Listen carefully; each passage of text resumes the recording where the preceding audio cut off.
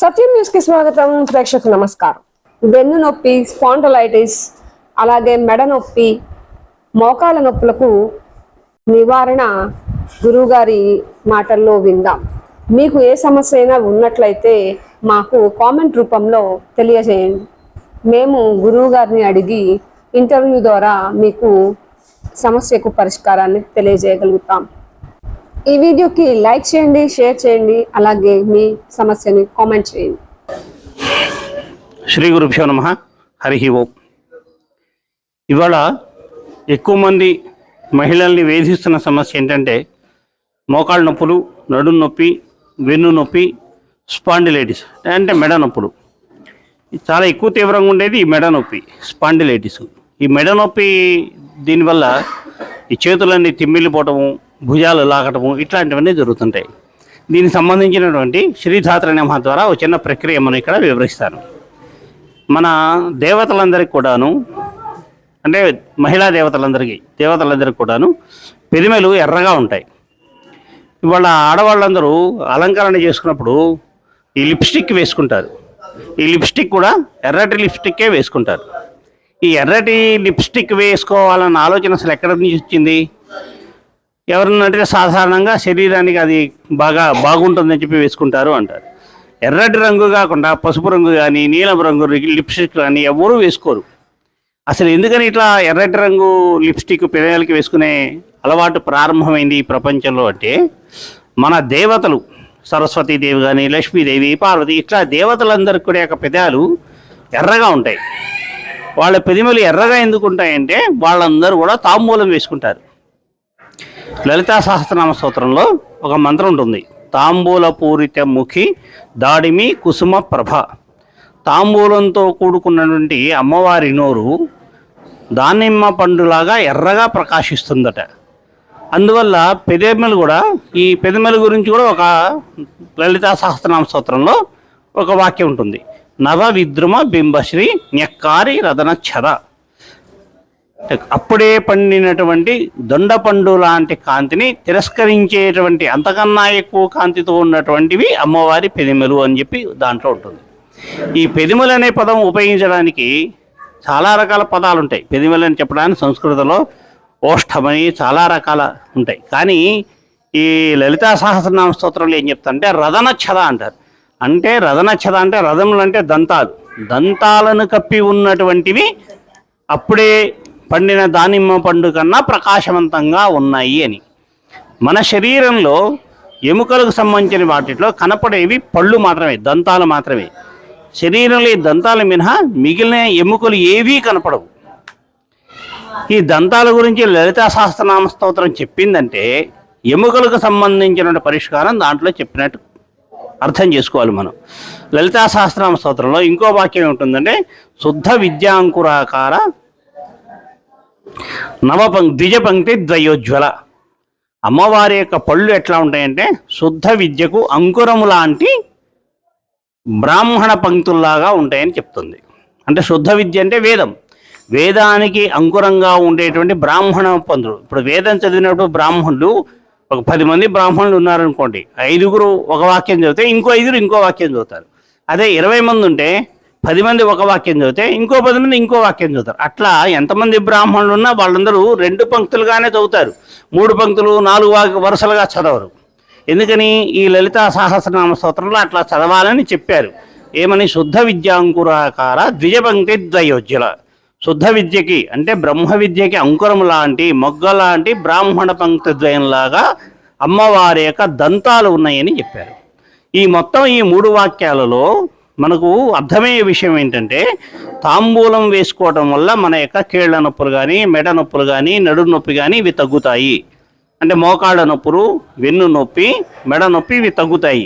ఇవి నొప్పులు. కీళ్లవాతం వేరు, దానికి వేరే పరిష్కారం ఉంటుంది. కీళ్లవాతం అంటే ఈ కీళ్ల దగ్గర వాపు ఉంటే కీళ్లవాతం, దానికి పరిష్కారం వేరే. కీళ్ల నొప్పులకి మాత్రం పరిష్కారం ఇది. దీంట్లో తాంబూలం వాడాలని చెప్పారు. తాంబూలంలో ఏం వాడాలి? తాంబూలంకి ఒక మంత్రం ఉంటుంది. పూగీ ఫలై సకర్పూరై నాగవల్లి దళైరిత ముక్తాచూర్ణ సమాయుక్తం తాంబూలం ప్రతిగృహ్యతం. అంటే తాంబూలంలో ఉపయోగించాల్సినవి ముందు ఒక్కబడి, పూగీ ఫలం అంటే ఒక్కబడి, తోలపాకులు, దాని తర్వాత ముక్తాచూర్ణం అంటే సున్నం, వీటితో పాటుగా అమ్మవారి యొక్క శ్లోకాల్లో చెప్పేది కర్పూర వీటికా మోద సమాకర్ష దిగంతర అని చెప్తున్నా. అంటే పచ్చకర్పూరం వాడాలి. రెండోది, మనం తినే వాటిలో మొగ్గలు మనం తినం. అసలు మొగ్గను తుంచడమే మహాపాపం. పువ్వు విచ్చుకున్న తర్వాతనే తుంచాలి. పిందెగా ఉన్నప్పుడు కోయకూడదు. పిందెగా ఉన్న కోసినప్పుడు ఆ కాయ కానీ పండు కానీ పనికిరాదు. అటు పండు బాగా పండిన తర్వాత, లేదు కాయ బాగా తయారైన తర్వాతనే కొయ్యాలి. మొగ్గలను కోయటం మన హిందూ ధర్మంలో మహాపాపం. కానీ మనం ఆహారంలో ఉపయోగించే మొగ్గలు ఒకటి, అది లవంగం. లవంగం మాత్రం మొగ్గగా మనం తీసుకుంటాం. శుద్ధ విద్యాంకురాకార అంటే ఒక మొగ్గని దాంట్లో చెప్పారు. అందువల్ల తాంబూలంలో, అమ్మవారికి ఇచ్చే తాంబూలంలో ఉపయోగించాల్సిన వస్తువులు, తాంబూలంలో తమలపాకులు, ఒక్కపొడి, సున్నం, వీటితో పాటుగా కొంచెం పచ్చకర్పూరం, ఒక లవంగం ఉపయోగించాలి. ఇది చేసే విధానం ఏంటంటే, ఇట్లా అమ్మవారి ఫోటో ఒకటి పెట్టుకొని ఆ అమ్మవారి ఫోటోకు అగరబత్తి చూపించి 3 ఆకులు తీసుకోవడం, దాంట్లో 2 ఆకులకు సున్నాన్ని రాయాలి. 2 ఆకులు సున్నాన్ని రాసిన తర్వాత దాని మీద ఒక్కపొడి వేయాలి. ఒక్కపొడి వేసిన తర్వాత ఒక లవంగము, కొంచెం పచ్చకర్పూరం వేసి అమ్మవారికి నైవేద్యం పెట్టాలి. దాని తర్వాత మంత్రం ఏముంటుందంటే, తాంబూల చరవణానంతరం శుద్ధ ఆచమనీయం సమర్పయామి అని ఉంటుంది. అందువల్ల ఈ తాంబూల నైవేద్యం పెట్టిన తర్వాత ఆ ఒక్కపొడి మీద ఒక 2 చుక్కలు 3 చుక్కలు నీళ్లు వేయాలి. నీళ్లు వేసిన తర్వాత ఆ ఒక్కపొడి నానిన తర్వాత మనం తాంబూలం స్వీకరించాలి. ఇక్కడ ప్రక్రియ చేస్తారు, ఒకసారి మనం చూద్దాం. నువ్వు చేయము ఒకసారి. కొంచెం వెనక్కి జరుగు, నేను కూడా కనపడేట్టు. అట్లా అమ్మవారి ఫోటోకి ఒక అగరబత్తి చూపించడం, ఒక నమస్కారం చేయటం, 3 ఆకులు తీసుకోవటం. ఈ 3 ఆకులు కూడా ఆకుకి ముందు వెనకాల కత్తిరించుకుంటే ఆ ఆకు యొక్క దానివల్ల వగరు మనకు అంటదు. అట్లా 3 ఆకులు 3 సెట్లు తీసుకోవాలి. 3 ఆకులు చొప్పున 3 ఆకులు చొప్పున 3 సెట్లు మనం తీసుకోవాలి. ఈ 3 ఆకులో 2 ఆకులకి సున్నం రాయాలి.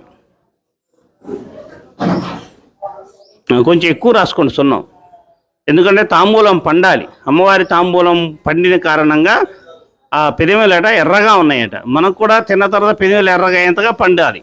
కాబట్టి అంత సున్నం రాసుకోవాలి. తర్వాత ఒక్కపొడి వేసుకోవాలి.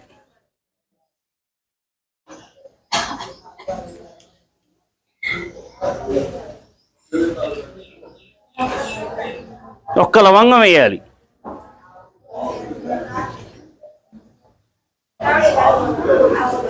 కొంచెం పచ్చకర్పూరం వేయాలి.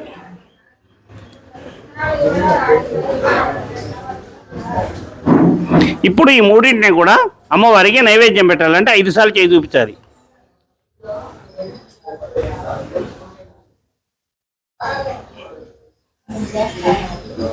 ఇది కూడా 3 సార్లు.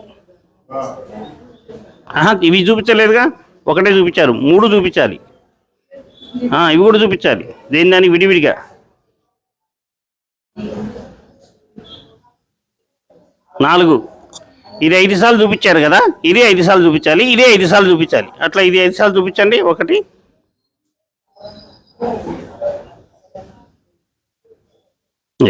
ఇప్పుడు ఇది చూపించండి.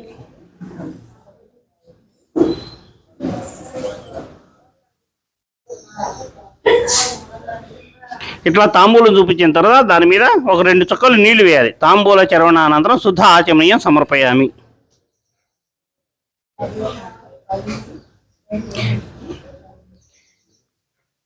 ఇట్లా 3 సెట్లు తీసుకున్న తర్వాత, 3 సెట్లు ఎందుకు చేసామంటే, పొద్దున అల్పాహారం తర్వాత 1 సెట్ తినాలి, మధ్యాహ్నం భోజనం తర్వాత ఇంకొక సెట్, రాత్రి భోజనం తర్వాత ఇంకొక సెట్. అంటే రోజుకు 3 సెట్లు ఆకులు మనం తినాలి. 3 9 ఆకులు తప్పనిసరిగా తినాలి.